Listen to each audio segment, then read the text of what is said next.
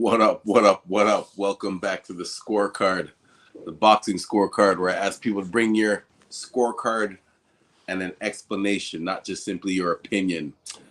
So, yesterday we had a decision that a lot of people are talking about: Teofimo Lopez versus Jamaine Ortiz.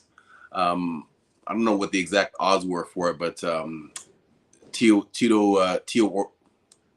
Teofimo Lopez was definitely the favorite in this one, but it was a lot harder and a lot more difficult than he expected, and wasn't exactly the fight that people were looking for to see. So the scorecards, the official scorecards were 115, 115, 113. Two judges saw that, and the other judge had it 117 to 111. All three of them scored it for Teofimo Lopez.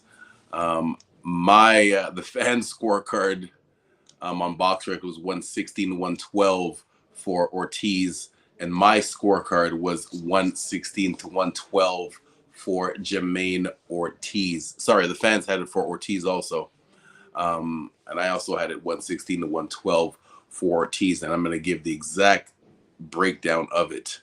Once again, before I even start, for everyone that's complaining that this was that Teo clearly won this round, is clearly won the fight, are people that most likely did not score the fight and are just complaining about somebody running. Somebody running is not the same as someone displaying boxing skills and still landing punches. Yes, there might not have been a lot of action, but Ortiz was still landing more punches. If we can get those pictures up, please. So we're going to start with the first round first. Well, let's get a quick breakdown of each guy. Jamaine Ortiz coming in with a record of 17. He had 17 wins. He only had 8 knockouts out of his 17 wins. So he wasn't exactly known as a knockout artist. Definitely a slick boxer. He was Lomachenko's sparring partner for many years, and actually did very good when they had their fight against each other. He still lost, but he put up, besides Teofimo Lopez, Ortiz, and obviously Devin Haney, Ortiz put up a very good fight up against Lomachenko in that one. His nickname is the Technician, and that's exactly the way he boxed last night. Technically outboxed Teofimo Lopez. For Lopez's record, before we actually get into the full scorecard, Lopez came in with a record of 20 wins with 13 knockouts. So not exactly a devastating puncher himself, but the knockouts that he does have, they are like highlight reel knockouts. Teofimo Lopez, he kind of reminds me of a Roy Jones Jr. Not the same skill level, but the fighting style, meaning that they rely more on their athleticism as opposed to boxing fundamentals. That was the main thing that was giving Teo trouble last night, that he was trying to rely too much on his athletics and not of smart boxing skills to try to nullify what Ortiz was doing. So the first round actually gave to Teofimo Lopez 10-9. There wasn't much going on, but Teofimo was at least trying to start the action. So yeah, first round Ortiz. The next 1, 2, 3, 4 rounds I gave to Ortiz. And again, all the people that say that Lopez won, please put up your scorecard and explain yourself. The second one, second round, I marked it as a close round, but I thought it was great footwork displayed by Ortiz, and that's what got him, because Lopez was really trying to come after him. He wasn't cutting off the ring, but the pressure that he was coming after him with, it was very strong. But it was Ortiz's great footwork and landing a few punches, not just running. He was showing great footwork, not letting Lopez trap him in the corner. The third round gave to Ortiz. Ortiz picked it up in that third round with his punches. Again, they might not have been power punches, but he definitely picked up the pace in that third round. I thought Ortiz clearly won that third round, not just with his footwork, but with actually landing punches before he went on the move. And that's the thing too. He would move, but he would stop in the center of the ring. It's not like he was going from rope to rope, from rope to rope. That's just straight up running. He would back up to the ropes, make a sharp turn, and get back to the center of the ring. Stay there for a few seconds. Lopez wasn't doing nothing but trying to be athletic, and then Ortiz was like, "All right, well, I'm out of here then." Few jabs, few straight punches, and then he's out of there. Fourth round.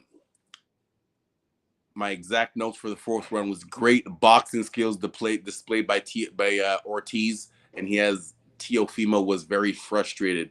When you get to the point, I always explain this, when you get to the point where you have to tell the guy, like, go with your gloves like this, to come here and ask the person to stand still, what you're basically saying is, it's too hard for me to get to you. Can you please give me a better chance to hit you and win? Like, as if your opponent is going to do that. Like, I never understood that. You're the one that's supposed to cut off the ring and bring the fight to the guy. It's not, the boxing ring is not that big. People ask, when people talk about running, like, think about what you're saying when someone's running. Like, you make it sound like the person actually physically turned around and is running in the other direction. How can someone run when they're facing you the whole time? He was never in a running stance. He was never he was never even too far out of range. He wasn't too far out of range. He was taking one step sideways or one step to the side. Again, he was making sharp turns to get back to the center of the ring, not just going from rope to rope. That's not running. That's boxing. Round five. My notes for round five is Teo is begging Ortiz to give him a chance to win. This is where, like, when you talk about changing up your game plan from plan A to plan B, once Teofimo Lopez's plan A wasn't working, he had no idea how to switch it up. So he would just straight up just start physically backing up. At one point, he just stood in the corner and just, waved for Ortiz to come forward, as if your dumb opponent is going to fall for that. If it's too, like, when it comes to cutting off the ring, shout out to Paul and Malinaj. He mentioned this too. When it comes to cutting off the ring, you actually have to switch up your stance too. You can't just come at someone with your hands down in an athletic way and think you're just gonna impose your athleticness over your opponent. You got to keep your hands up and walk into the fire. Maybe use some fakes to make you look like you're gonna do something to see which direction you're gonna go. If they go to your left, throw a left hook to that side. If they go to your right, throw a right hook, or cut them off and throw a straight cross to let them walk into that. If you're walking into the fire, you got to keep your hands up and change that up. You can't just, come after the person and think they're going to stand there and try to fight you, which is what Teo was trying to do. Round six, I actually gave the sixth round to Teofimo Lopez. Gave round 6 to Teofimo Lopez. No notes for round 6. It was I just barely gave it to him. Round 7. Round 7 is when it finally looked like Teofimo's pressure was starting to get to Ortiz. This was the first round that I thought this was the first clear round for Lopez. Again, anybody who thinks wise, put your scorecard in the chat. I want to know exactly what rounds you gave to Ortiz. For all the people complaining that, I want to know the exact rounds that you gave to Lopez. For all the people that are complaining that Ortiz was just running the whole time, definitely wanna see the thoughts on that. If we can get those pictures going. Oh, you can't really see nothing in that pic. You might as well switch that one. Oh no, yeah, you can put them like that too. Round 8. Round 8, Ortiz went back to boxing, to his boxing skills, and Teo just following him around in a circle. Again, for Teofimo Lopez having this high level of boxing skills, this guy, he beat Lomachenko, he beat up Josh Taylor, so he's a power puncher with boxing skills. But where I guess Teo showed that this is one aspect of his game that he didn't really have, which is cutting off the ring. Like, how at this level of your career, at this height of your career, being, considered one of the pound for pound best guys in your division, is it too hard for you to cut off the ring? No, man. No, I don't believe in that running thing. You have to have better footwork than your opponent, not asking your opponent to stand there and fight you. As I got the highlights on in the background here. Round 9. My notes for round 9 was, it is clear that Ortiz is working his game plan and Lopez's game plan was not working, right? Again, this picture right here when Lopez is making a miss. You got this one. He made a miss, but I don't think he came back. This is that blood coming from Ortiz's head. I believe was from a headbutt. I don't know if it was from a punch. It wasn't from a significant hard punch that had Ortiz in trouble or anything like that, from what I recall. So yeah, man, this Lopez made a miss a couple of times, but the opportunities that he did have, he didn't capitalize on it because again, Ortiz was not moving the whole time. There was plenty of times where he went side to side and stayed in the center of the ring for a couple of seconds. Ortiz tried to stay there. A couple of fakes, wasn't doing nothing. So Ortiz is like, yo, I'm out of here. I'm not going to stand here and, just wait for you to do something to me.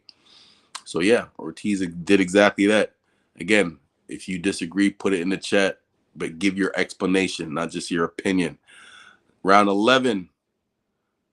Oh yeah, I should also say, sorry, I gave round 10 to to Lopez. I did give round 10 to Teofimo Lopez. So I officially gave round 1, 6, 7, and round 10 to Teofimo Lopez. And I'm giving you the exact explanation why, not just my random opinion. Round 11, I marked rounds 9, 10, 11 as close rounds. So round 9 I gave to Ortiz, round 10 I gave to Lopez, round 11 I gave to Ortiz. All of those are marked as close rounds though. Round 11 we're in right now. I give the advantage. Look at this check hook. This is what I'm talking about right here. So Ortiz, you can't land punches like this. This is the perfect example of the punches that he was landing all night long. That check left hook. Lopez thought that he had him against the ropes. Ortiz stood there for a second, pop, boom, check left hook. And then after this punch right here, see, as a southpaw, he would land this right hook and then make a sharp turn back to the center of the ring. And Ortiz just stand there with his hands up, asking him to stand still for him right here. This is probably the picture right after that. Ortiz with a sharp turn, and then Lopez just standing there waiting, for Ortiz to be a punching bag. And then round 12. Yeah, again, this is all you saw. There's no running. I know this is only a still picture, but you can tell in this picture right here, Ortiz is not in a defensive running away position. Lopez is the one standing and staring and waiting for Ortiz to come at him. That was not the case. Again, so that was my breakdown of that scorecard there. Those 12 rounds right there.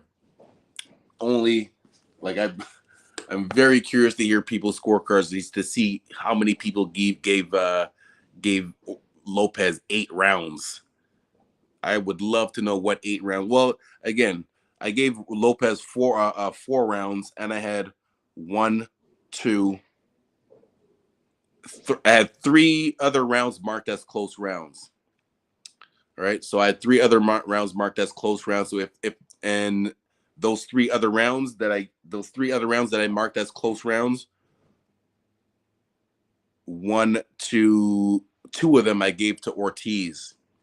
So even with that, so if you change those, then my scorecard would have been 114 to 114, a draw, right?